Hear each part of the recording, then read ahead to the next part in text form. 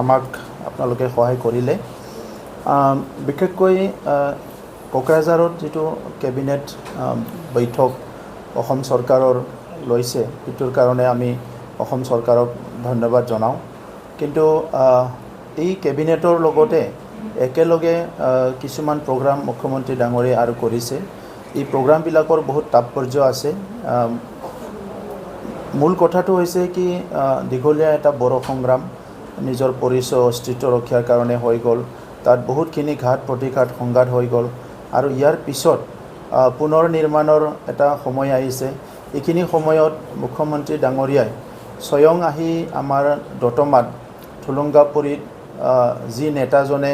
বড় জনগোষ্ঠীক প্ৰতিষ্ঠা কৰাৰ কাৰণে লগতে সকলো পিছপৰা জনগোষ্ঠীসকলক নিজৰ অধিকাৰ সাব্যস্ত কৰি ভাৰতৰ নাগৰিক হিচাপে জীয়াই থকাৰ কাৰণে নিজৰ কাম কৰাত নিজৰ সংগ্ৰাম কৰাক যি নেতাজনে সাহস দিছিলে বড়োভাষা উপেন্দ্ৰনাথ ব্ৰহ্ম তেখেতৰ বাৰিয়েল গ্ৰাউণ্ডত আহি পেলাই যি শ্ৰদ্ধাঞ্জলি জনালে এটোত আমি সকলো আমি অনাৰ্ড ফিল কৰিছোঁ আৰু ইয়াৰ লগতে তেখেতে আমাৰ বড়োভাষাৰ পৰিয়ালবৰ্গক লগ কৰিছে হেতু আমাৰ কাৰণে এটা ডাঙৰ এটা বহুত এটা সিগনিফিকেন্ট এটা প্ৰগ্ৰাম হৈছে মূলত আমি এতিয়া যি সকলে দীঘলীয়া বড়ো সংগ্ৰামৰ লগত জড়িত আছিলো আমি সকলো এই ইনিচিয়েটিভটো এই যে মুখ্যমন্ত্ৰী ডাঙৰীয়াৰ এই প্ৰগ্ৰামটো লৈ পেলাই আনন্দিত হৈছো বহুত জনে মোৰ লগত কথা পাতিছে ফোন কৰিছে যে ইমান এটা ভাল ইনিচিয়েটিভ ললে অসম চৰকাৰৰ আগৰ মুখ্যমন্ত্ৰীবোৰৰ পৰাও ৰাইজে আশা কৰিছিলে কিন্তু তেখেতসকলে আহিব পৰা নাছিলে বৰ্তমানৰ মুখ্যমন্ত্ৰী ডাঙৰীয়াই ইয়াত আহি পেলাই ডাঙৰ এটা সমন্বয়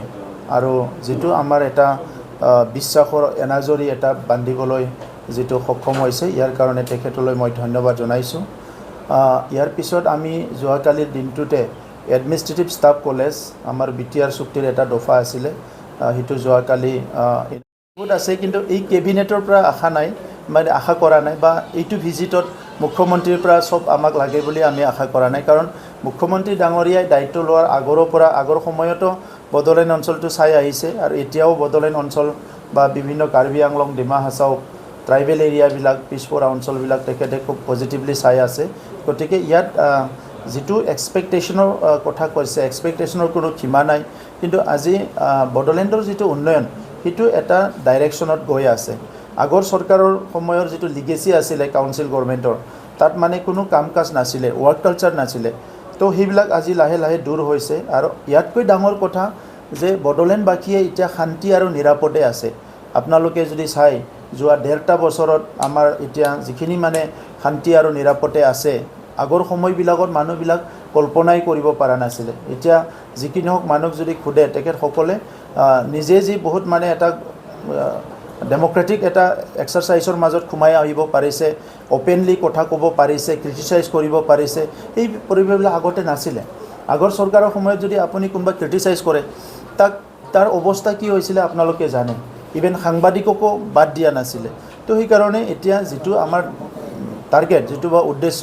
ভাৰতবৰ্ষখন বিশ্বৰ ভিতৰত সৰ্বশ্ৰেষ্ঠ এটা গণতান্ত্ৰিক দেশ এই দেশৰ সুকে কোনে সবতো গণতান্ত্ৰিক এটা বাতাবৰণ থাকিব লাগিব শান্তিৰ বাতাবৰণ থাকিব লাগিব আৰু হেতু আমি আজি পাবলৈ সক্ষম হৈছো তো হেতুৱে সবচে ডাঙৰ কথা এই কাৰণে মুখ্যমন্ত্ৰী ডাঙৰীয়াৰ আমি যেটো এক্সপেক্ট কৰিছো তাতকে বেছি আৰু বহুত স্পিডত মুখ্যমন্ত্ৰী ডাঙৰীয়াই এড্ৰেছ কৰি আছে তো সেই কাৰণে আমি বহুত আজি হেপি আমি খুকি আৰু আমিও মানে আমাৰ বহুত কৰণীয় আছে যে মুখ্যমন্ত্ৰী ডাঙৰীয়াই যেটো স্পিডত অসমখন চলাই আছে আমাৰ কাউন্সিল বৰে যদি হেতু স্পিডত যাব লাগে আমি নিজকে ষ্ট্ৰেংথেন কৰিব লাগিব আমি নিজকে স্কিল কৰিব লাগিব আমি নিজকে ট্ৰেইন কৰিব লাগিব আৰু কাউন্সিলত আগতে তেনেকা ওয়াৰ্ক কালচাৰ নাছিলে মানে ইয়াত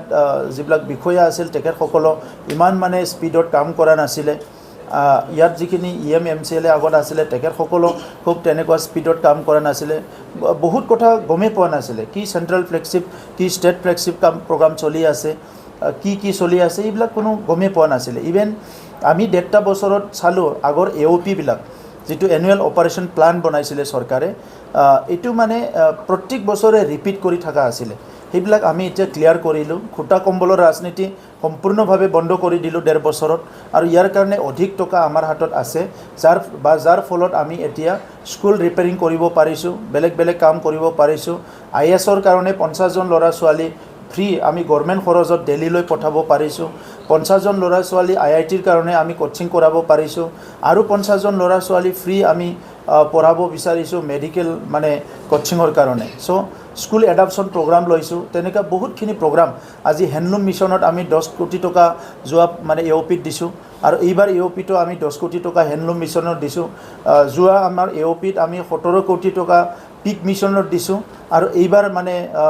এইবাৰ AOPটো আমি 17 কোটি টকা পিক মিছনক দিছোঁ আমি এই টকাবিলাক আগৰ চৰকাৰত খুটা কম্বল ছাপ্লাইত কৰিছিলে এতিয়া ইকনমিকেলি আমি ডেভেলপ হোৱাৰ কাৰণে বহুতখিনি মিছনবিলাক আমি হাতত লৈছোঁ আৰু সেইটো আমি খুব এফেক্টিভলি কৰিম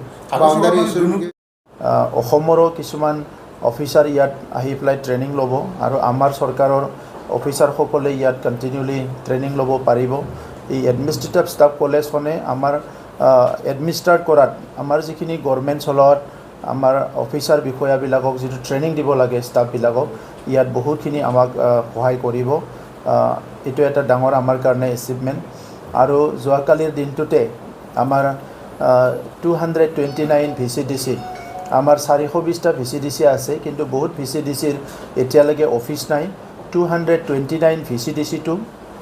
যোৱাকালি লঞ্চ কৰা হৈছে আৰু এই 229 VCDC আমি অতি শীঘ্ৰে নিৰ্মাণ কৰি সকলো VCDCতে যাতে ৰুৰেল ডেভেলপমেণ্টটো ভালকৈ এফেক্টিভলি হ'ব পাৰে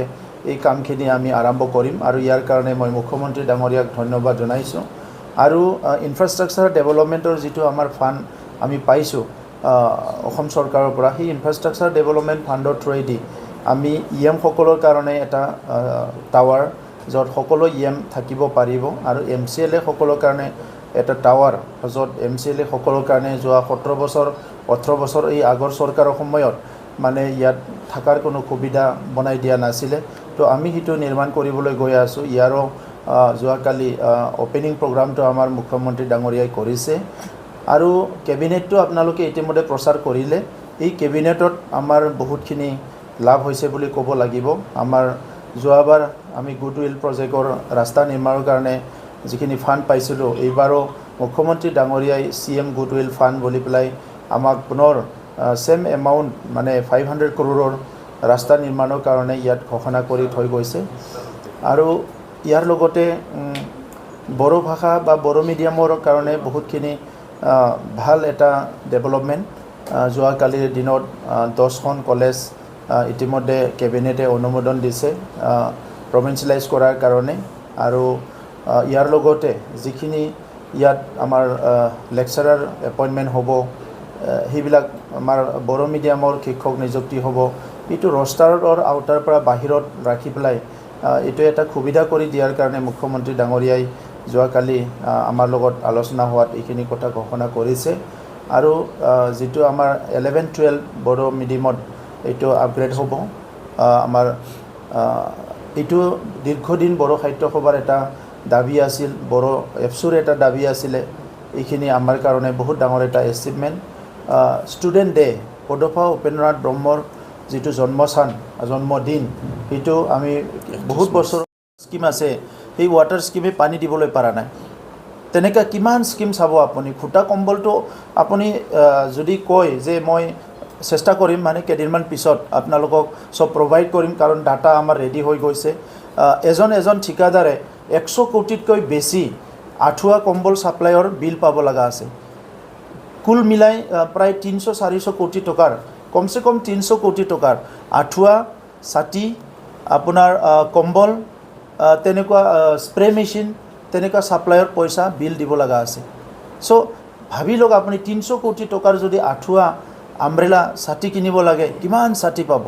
অসম চৰকাৰৰ তেনেকুৱা কোনোবা দিনা হৈছে নেকি যে অসম চৰকাৰে 100 কোটি টকাৰ কম্বল বিতৰণ কৰিছে 100 কোটি টকাৰ আমব্ৰেলা বিতৰণ কৰিছে তেনেকুৱা কেতিয়াবা হৈছে নেকি অসম চৰকাৰ এটা বৃহৎ দুৰ্নীতি হৈছে এই দুৰ্নীতি কৰাসকল বাছি যাব নে কোনোদিনে বাছি নাযায় আজি চাওক অসমত ভাৰতত কোনো দুৰ্নীতি কৰা মানুহ কোনোদিনে বাছি যোৱা নাই এদিন নহয় এদিন জালত পৰিছে সেইটো যিমান ডাঙৰ কেন্দ্ৰীয় মন্ত্ৰী নহওক কিয় আজি নহয় কালিতো যাবই চাবলৈ কিন্তু মই কৰিলেও আছিল হাগ্ৰামৰ মহিলাই মই কৰিলেও যাব আপুনি কৰিলেও যাব তেতিয়া শাসনত আছিল হাগ্ৰামৰ মহিলাই গতিকে তেওঁৰ বিৰুদ্ধেও কিবা অভিযোগ আছে নিশ্চয় যোনে আছে তাৰ বিৰোধী হ'ব কোন বিষয়া আছিল কোন EM আছিল কোন চিফ আছিল ডেপুটি চিফ আছিল ইয়াৰ লগত কথা নাই দুৰ্নীতি যোনে কৰিছে সি পৰিব জালত ৰাজনৈতিকভাৱে দেখা যায় জেলত গ'ল হা কানিমুই জেলত গ'ল সুৰেশ কালমাটি জেলত গ'ল নৰসিংহ ৰাওৰ নিচিনা মানুহ জেলত গ'ল চিদাম্বৰমৰ নিচিনা মানুহ জেলত গ'ল ইহঁতেতো অফিচাৰ নাছিলতো BTC তেনেকুৱা কিবা এটা হ'বলৈ গৈ আছে নেকি চাওক গভৰ্ণমেণ্টটো এইকাৰণে সলনি হৈছে কি ইয়াত পৰিৱৰ্তন লাগে আমি পৰিৱৰ্তন কৰিবলৈ আহিছোঁ এতিয়া বহুতে ইনচাল্ট কৰিছে কিবা এটা ঘটনা হ'লে এইটোৱে পৰিৱৰ্তন আচল পৰিৱৰ্তনটো কৰিবলৈ আমি গৈ আছোঁ কিন্তু ইয়াৰ কাৰণে আমি প্ৰিপাৰেশ্যন কৰিছোঁ সব বস্তু আমি ৰেডি কৰিছোঁ আমি এটা ষ্টাডি কৰিছোঁ কাৰণ গভৰ্ণমেণ্ট এখন হ'লে সেইটো যি লেভেলৰ গভৰ্ণমেণ্ট নহওক পঞ্চায়তৰ পৰা পাৰ্লিয়ামেণ্টলৈকে সেইটো এটা ৰুলৰ মাজত চলিব লাগিব আৰু BTCত তেনেকুৱা কোনো ৰুলে নাছিলে ৰুলৰ মাজত একো চলাই নাই কিমান ডাঙৰ স্কিমবিলাক মানে তেখেতসকলে অনলাইন টেণ্ডাৰ কৰা নাই মানে বহুত বস্তু আছে তেনেকুৱা কোনো ৰেটবিলাক মানে কোনো এটা কমিটিৰ দ্বাৰা ৰেট এপ্ৰুভ কৰা নাই তেনেকুৱা বহুত বস্তু আছে আমাৰ হাতত এতিয়া এইবিলাকক